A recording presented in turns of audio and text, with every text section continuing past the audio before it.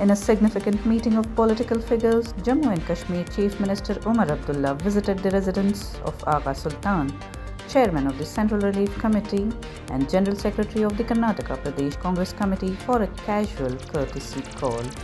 The visit, described by both leaders as a gathering of family friends, took place ahead of the wedding reception for Agha Sultan's son scheduled for the coming week. During the meeting, Agha Sultan lauded Abdullah as a pragmatic and honest person who remains dedicated to the service of the nation. Beyond politics, the two leaders engaged in discussions focused on the development of Jammu and Kashmir. Key topics included the potential establishment of a private medical college in the valley and broader initiatives for improving education and healthcare infrastructure. Speaking to the media during the visit, Chief Minister Abdullah touched upon critical national issues including the ongoing 2026 Assembly elections in West Bengal and Tamil Nadu. Abdullah disputed reports of high voter turnout in West Bengal and Tamil Nadu, claiming such assertions were based on unverified data or BJP press notes. He expressed deep concern over the special intensive revision process, alleging that over 25% of voters were reduced in Chief Minister Mamata Banerjee's constituency. He characterized SIR as a weapon in pre-election management, stating it represents a greater danger than EVMs. Umar Abdullah called for the discrepancies within the Election Commission to be corrected. Addressing the recent shift of Aam Aadmi Party MPs, including reports of leaders like Raghav Chadha joining the BJP, Abdullah dismissed the impact of these moves. He noted that political switching is an age-old phenomenon, citing the past dismissal of his own father's government. Abdullah asserted that these parachute leaders lack the capacity to win seats on their own merit and predicted that their departure would not provide even a 10-vote advantage to the BJP. On the international front, Abdullah expressed a desire for a swift resolution to the Iran-Israel war. He criticized the imposition of an unjust war on Iran and commented on regional maritime security. He remarked on recent discussions regarding the Strait of Hormuz, noting that before the conflict, the route was open to all without tolls. He further observed that despite past rhetoric from Donald Trump regarding regime change in the region, such outcomes have not materialized.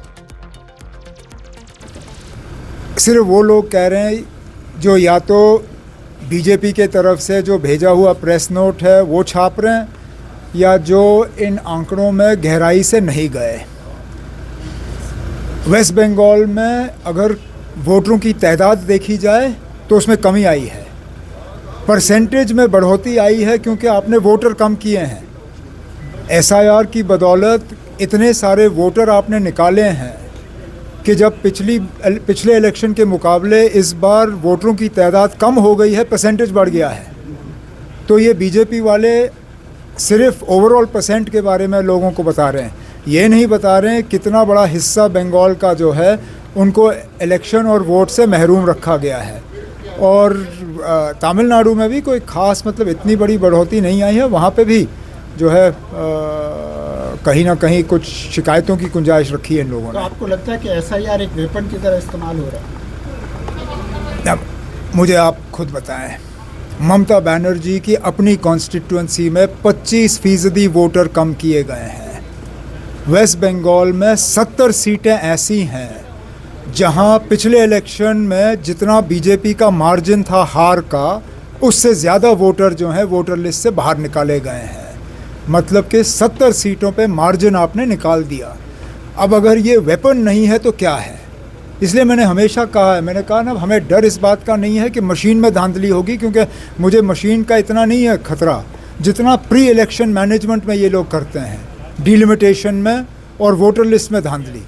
और बदकिस्मती से हम तो चाह रहे थे कि अदालत इस चीज़ का इसका नोटिस लें और इस पर सुनवाई करें, लेकिन उन्होंने फ़िलहाल इस मामले को इलेक्शन के बाद तक टाल दिया है। लेकिन उम्मीद करेंगे कि लोगों को इंसाफ मिलेगा, क्योंकि ऐसे ऐसे लोग जिन्होंने सरहदों पे इस मुल्क की रक्षा की है, वर्दी पहन के जो है उन्होंने हमारे दुश्मनों का मुकाबला किया है। जब तक वो 30 साल सर्विस दे रहे थे हमें कोई शिकायत नहीं थी, तब तो हम उनको कह रहे थे कि आप पक्के हिंदुस्तानी हो। लेकिन अब जब वोट डालने की बारी आ जाती है हम उनसे कहते हैं ना अब आप हिंदुस्तानी नहीं हो, हम आपको वोटर लिस्ट से बाहर निकालेंगे। अब अगर ये उन लोगों के साथ नाइंसाफ़ी नहीं है तो क्या है? वर्दी पहन के उन्होंने इस मुल्क की रक्षा की और आज हम आपसे कहते हैं ना अब आप वोट डालने के लायक नहीं हो, ये सरासर उनके साथ नाइंसाफ़ी है। मामला पार्लियामेंट के सामने है, देखते हैं पार्लियामेंट में क्या होता है। लेकिन चलिए ना भी हो, अगर इतने एमपीज़ ने कागज़ पे दस्तखत किया है तो ईसी को कम से कम ये तो सोचना चाहिए कि कुछ ना कुछ तो उनके काम में कहीं कोताही है, कहीं खामी है कि इतने सारे एमपीज़ उनके खिलाफ आए। ऐसी ये मैं पहली बार देख रहा हूँ। इससे पहले तो कितने ईसीज़ रहे हैं, सीईसीज़ रहे हैं जब से इसको इंडिपेंडेंट किया। क्या नाम थे हमारे उस वक्त के सीईसी साहब के, जिन्होंने पहले सेशन साहब से, उस वक्त से लेके आज तक मुझे नहीं याद है अगर कभी इम्पीच करने की कोशिश की गई हो। तो कहीं ना कहीं ईसी में कुछ ऐसी कमज़ोरियां हैं जिनको दुरुस्त करना होगा। शायद ये पहली बार है जब 7 राज्यसभा एमपी जो हैं आम आदमी पार्टी के, वो शिफ्ट करते हैं बीजेपी की तरफ। अब ये आया राम गया राम का सिलसिला कब नहीं चला, और मैं दूसरों की क्या बात करूं। मैं उस पार्टी से ताल्लुक़ रखता हूं जो इस बात का शिकार रही है कई बार। 1984 में जब मेरे वालिद साहब की हुकूमत उस वक्त गिराई गई, कई सारे हमारे एमएलए ख़रीदे गए, तो ये पहली मर्तबा नहीं है।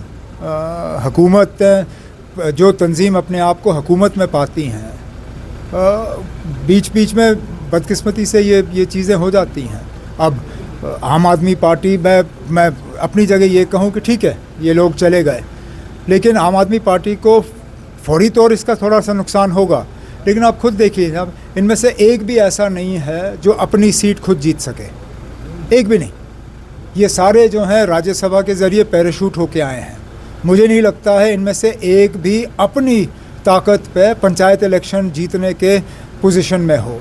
तो ठीक है, आज हवा बनी, थोड़ी सी खबर बनी, ये लोग चले गए, लेकिन मुझे नहीं लगता इनके आने से बीजेपी को ज़मीनी सतह पे 10 वोट का फ़ायदा होगा। कोई इम्पैक्ट आपको पंजाब की राजनीति में, नेशनल पॉलिटिक्स में? अगर ये लोग इतने मजबूत होते तो ये एमएलए होते, लोकसभा के मेंबर होते, राज्यसभा में ये गए। आम आदमी पार्टी ने उस वक्त उनको क्यों बिठाया वो आप भी जानते हो, मैं भी जानता हूँ। लेकिन मुझे नहीं लगता इनमें से एक भी जो है ज़मीनी सतह पे 10 वोट जो है बीजेपी को दिलवा सकता है। Leader of opposition Rahul Gandhi ji ने कहा है आरएसएस को कि ये राष्ट्रीय सरेंडर संघ है। राम माधव जी ने इसको रिवील किया है। अब मैं इस झगड़े में पढ़, लेकिन अब ये राहुल गांधी जी और राम माधव के दरमियान है, मुझे क्यों इसमें कर रहे हो? ठीक है ना, अब इलेक्शन में बातें होती हैं, क्या बीजेपी की तरफ से बातें नहीं आती? क्या बीजेपी की तरफ से इल्ज़ाम नहीं लगते?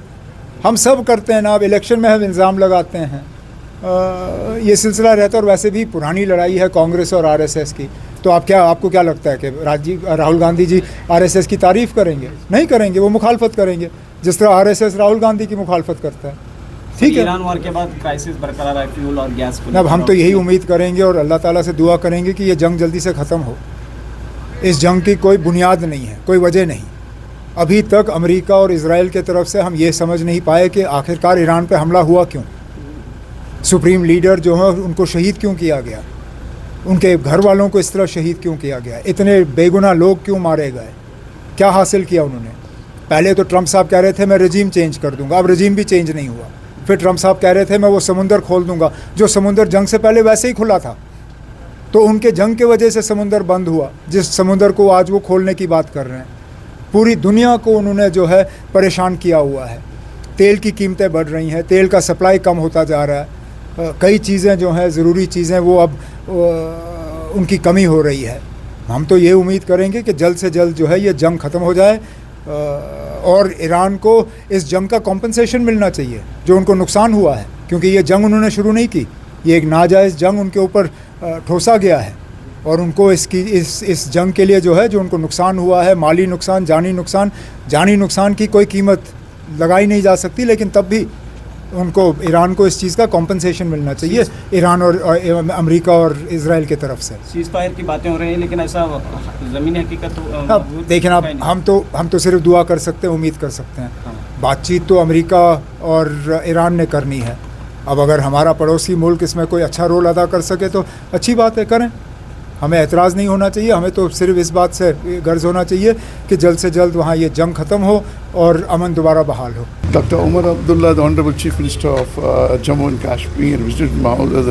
It is a courtesy call. We are very great family friends, and especially his father, Dr. Farooq Abdullah Saab, is like my father. We are very close, and incidentally, my son got married last week, and the reception is on the 29th of this month. Dr. Farooq Abdullah was supposed to come, and he had some knee operation, something like that. And Dr. Umar Abdullah had some engagement here. I think he's participating in the run tomorrow, the marathon. So he made a courtesy call to my house, and we're just great friends, and I'm really thankful to him for his modesty and humility in visiting me this afternoon. बातचीत हुई जी, हालात पर भी बातचीत हुई। हाँ, वो आप जानते हैं कि डॉक्टर उमर अब्दुल्ला साहब क्या पर्सनालिटी है। वो बहुत प्रैग्मेटिक हैं, बहुत प्रैक्टिकल हैं, ऑनेस्ट हैं, और वो हिंदुस्तान के लिए जान देने के लिए भी तैयार हैं। सो उधर वो चीफ मिनिस्टर हैं, मगर इतना वहाँ प्रॉब्लम ये है कि वो लेफ्टिनेंट गवर्नर के थोड़े पावर्स भी हैं, तो डेवलपमेंट एक्टिविटी थोड़ा that is political, I don't touch that, but he is a well meaning man. And आज मुझे ये कह रहे थे एक नई चीज़, मैंने since I am an educationist, मैं उनको पूछा कि what about private colleges establishing in Jammu and Kashmir. उन्होंने कहा हाँ, just last week the cabinet decided to approve starting of technical institutions by private universities or private players. It's a very good thing, even medical college. ये पहले नहीं था, because most of the Kashmiri students come from there, and lot of Kashmiri students are studying in Bangalore in Karnataka, and they are very brilliant. Kashmiri students are very brilliant. अगर वहाँ engineering college उधर ही शुरू हो जाए, medical college उधर शुरू हो जाए, so it is nothing like it. So they have taken a decision, which I'm really happy to hear about that. And incidentally, we are hoping to do something in Kashmir, also in health-related activities. There, I'm given to understand, doctors are specialists are there, but in the interior areas they do not go much because of the other perceptions, etc. So we said, okay, let's do something regarding that also. We talked about education and health related works.